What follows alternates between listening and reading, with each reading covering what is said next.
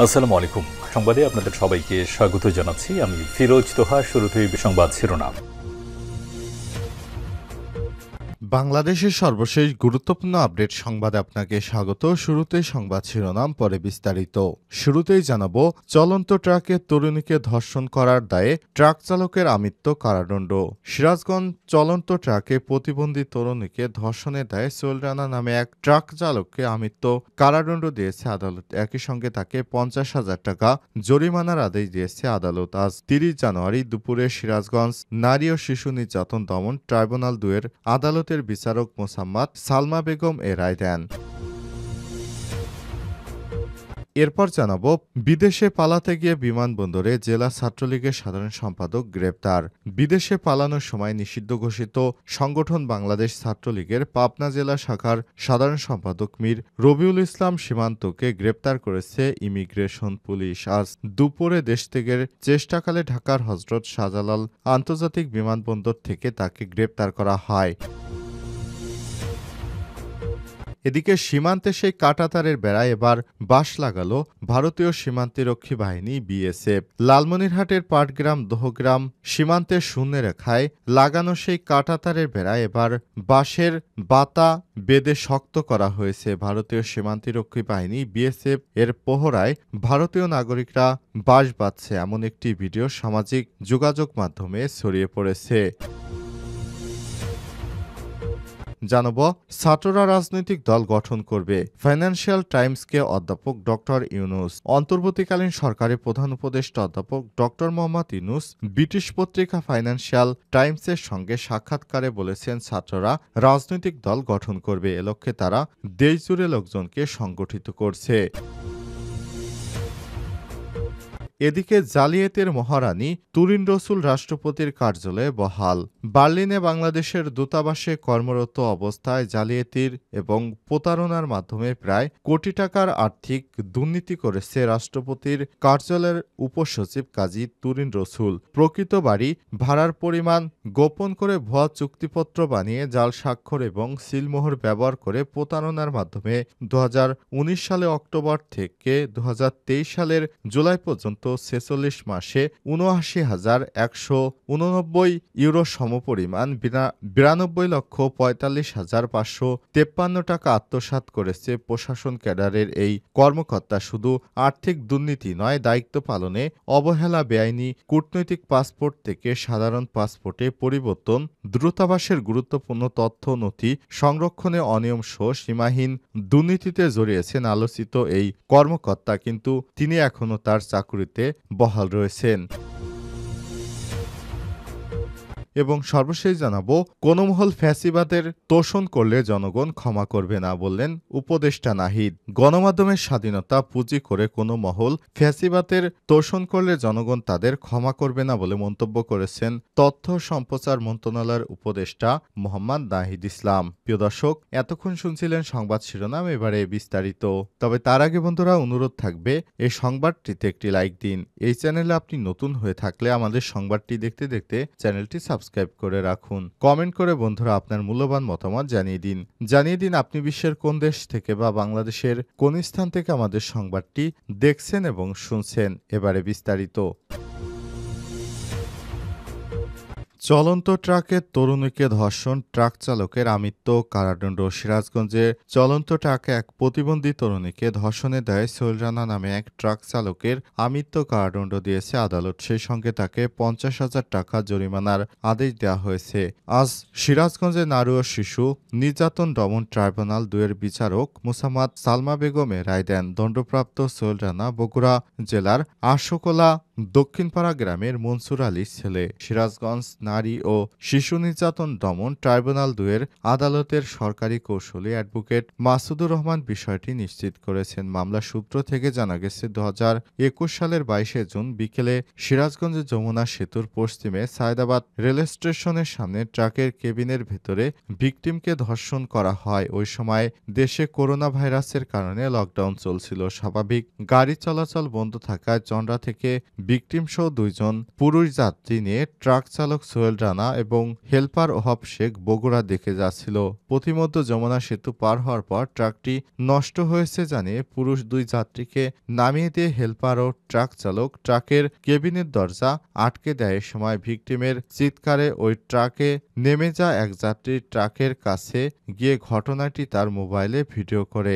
আসামিরা বিষয়টি বুঝতে পেরে দ্রুত ভিকটিম সহ ট্রাক নিয়ে বগুড়ার দিকে চলে যায়। তখন ওই যাত্রী 999-এ ফোন করে পুলিশকে বিষয়টি অবহিত করলে পুলিশ কড্ডার মোড় এলাকা থেকে চালক ও হেলপার সহ ট্রাকটিকে আটক করে এবং ভিকটিমকে উদ্ধার করে। এই ঘটনায় একটি মামলা দীর্ঘদিন ঝুলেছিল, অবশেষে তাকে আমৃত্যু কারাদণ্ড দিয়েছে আদালত। বিদেশে পালাতে গিয়ে বিমানবন্দরে জেলা ছাত্রলীগের সাধারণ সম্পাদক গ্রেপ্তার। বিদেশে পালানোর সময় নিষিদ্ধ ঘোষিত সংগঠন বাংলাদেশ ছাত্রলীগের পাবনা জেলা শাখার সাধারণ সম্পাদক মীর রাব্বিউল ইসলাম সীমান্তকে গ্রেপ্তার করেছে ইমিগ্রেশন পুলিশ। জানা গেছে, দীর্ঘদিন আত্মগোপনে থাকার পর আওয়ামী লীগের এই নেতা বিদেশে পালিয়ে যাচ্ছিলেন।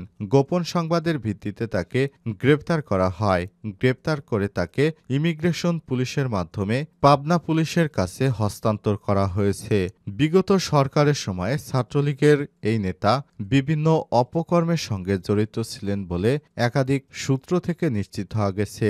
গত 5ই আগস্ট শেখ হাসিনা পালিয়ে যাবার পর আত্মগোপনে থাকা আওয়ামী লীগের অনেক নেতাকর্মী গোপনে দেশ ত্যাগ করছিলেন। এর মধ্যে পাবনার জেলা সাধারণ সম্পাদকের এই নেতাও গোপনে হযরত শাহজালাল বিমানবন্দর ত্যাগ করার চেষ্টা করছিলেন। এরপর তাকে পুলিশ গ্রেপ্তার করতে সমর্থ হয়েছে। সীমান্তে সেই কাঁটাতারের বেড়ায় এবার বাঁশ লাগালো বিএসএফ। লালমনিরহাটের পাটগ্রাম উপজেলার দোহগ্রাম সীমান্তে শূন্যরেখায় লাগানো সেই কাঁটাতারের বেড়ায় এবার বাঁশের বাতা শক্ত করা হয়েছে। ভারতীয় সীমান্তরক্ষী বাহিনী বিএসএফ এর পোহরায় ভারতীয় নাগরিকরা বাঁশ বাঁধছে এমন একটি ভিডিও সামাজিক যোগাযোগ মাধ্যমে ছড়িয়ে পড়েছে। এদিকে বর্ডার গার্ড অব বাংলাদেশ বিজিবির বিরোধিতা করলেও চালিয়ে যাওয়া হয় কাজ। গত মঙ্গলবার 28 জানুয়ারি দুপুরে দহগ্রাম ইউনিয়নের হাড়িপাড়া সীমান্তের শূন্যরেখায় লাগানো কাঁটাতারের বেড়ায় এবার বাঁশের পাতা দিয়ে শক্ত করার চেষ্টা করছে। সময় বিজিবি তা বাধা প্রদান করেন।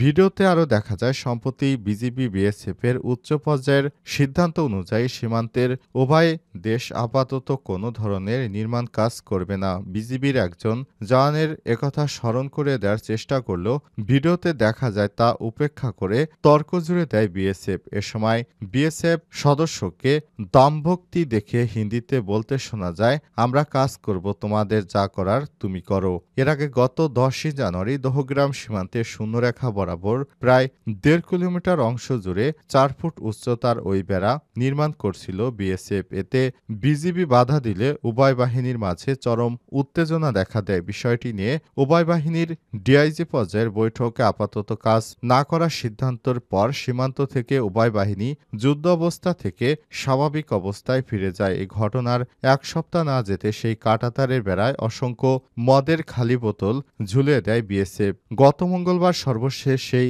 বেড়ায় জোর করে বাঁশের বাতা লাগানোর ঘটনা ঘটল। স্থানীয় বাসিন্দারা জানিয়েছে, ভারতের বিএসএফ ওই দহগ্রামে সবসময় জোর খাটিয়ে কাজ করার চেষ্টা করছে। 51 বিজিবি পাটগ্রামের পানবাড়ি বিজিবি ক্যাম্পের সুবেদার মোহাম্মদ জামিল জানান, এই ঘটনা 3-4 দিন আগের। বিজিবির পক্ষ থেকে বাধা দেওয়ার পর কাজ বন্ধ করেছে বিএসএফ। এ বিষয়ে 51 বিজিবির পরিচালক লেফটেন্যান্ট কর্নেল সেলিম আলদিন এর মোবাইল ফোনে একাধিকবার কল দেওয়া হলেও তিনি ফোন রিসিভ করেননি। ছাত্ররা রাজনৈতিক দল গঠন করবে, ফাইন্যান্সিয়াল টাইমসকে অধ্যাপক ডক্টর ইউনূস। অন্তর্বর্তীকালীন সরকারের প্রধান উপদেষ্টা অধ্যাপক ডক্টর মোহাম্মদ ইউনূস ব্রিটিশ পত্রিকা ফাইন্যান্সিয়াল টাইমসের সঙ্গে সাক্ষাৎকারে বলেছেন, ছাত্ররা রাজনৈতিক দল গঠন করবে, লক্ষ্যে তারা দেশজুড়ে লোকজনকে সংগঠিত করছে। বিশ্ব অর্থনৈতিক ফোরামের বার্ষিক সম্মেলন উপলক্ষে প্রধান উপদেষ্টা সম্প্রতি সুইজারল্যান্ডের দাভোস সফর করেছেন। সে সময় ফাইন্যান্সিয়াল টাইমসের প্রধান বৈদেশিক বিষয়ক ভাষ্যকার গিডেন রাসম্যানের উপস্থাপনায় একটি পডকাস্টে কথা বলেছেন তিনি। রাসম্যান রিভিউ নামের ওই পডকাস্টের কথোপকথনে লিখিত আকারে বৃহস্পতিবার প্রকাশিত হয়েছে। ছাত্রদের দল গঠনের প্রসঙ্গে আলোচনায় ডক্টর ইউনূস বলেছেন, একটি সম্ভাবনা হলো ছাত্ররা নিজেরাই একটি দল গঠন করবে। শুরুতে যখন তারা উপদেষ্টা পরিষদ গঠন করেছে তখন আমি 3 ছাত্রকে আমার উপদেষ্টা পরিষদে নিয়েছিলাম। আমি বলেছিলাম তারা দেশকে জীবন দিতে পারে, তাহলে তারা উপদেষ্টা পরিষদে বসতে পারে এবং জীবন দেওয়ার জন্য কি করছে সে বিষয়গুলো সিদ্ধান্ত নিতে পারে। তারা ভালো কাজ করছে। এখন ছাত্ররা বলছে, কেন আপনি আমাদের নিজস্ব দল গঠন করেন না? আমরা একটা সুযোগ নেব। তারা বলছে, আপনার কোনো সুযোগ নেই, এমনকি সংসদে আপনার একটিও আসন থাকবে না। কেন? কারণ কেউ আপনাকে চেনে না। আমি তাদের বললাম, পুরো জাতি তাদের চেনে, তারা যা করতে চায় এ বিষয়ে তাদের একটা সুযোগ দেয়, সুতরাং তারা এটা করবে। প্রধান উপদেষ্টা বলেন, দল গঠনের প্রক্রিয়ার মধ্যে হয়তো তারা বিচ্ছিন্ন হয়ে পড়বে, এটাও একটা বিপদ। কারণ রাজনীতি শুরু করলে সব ধরনের রাজনীতিবিদ তাদের সঙ্গে মিশে যাবে। তাই আমরা জানি না তারা আমাদের দেশের যে রাজনীতি তা থেকে নিজেদের দূরে রাখতে পারবে কিনা, এ ধরনের সুযোগ আছে কিনা, যা আমাদের নিতে হবে। তবে ছাত্ররা প্রভুত্ব তারা প্রচারণা চালাচ্ছে, তারা দেশজুড়ে লোকজনকে সংগঠিত করছে।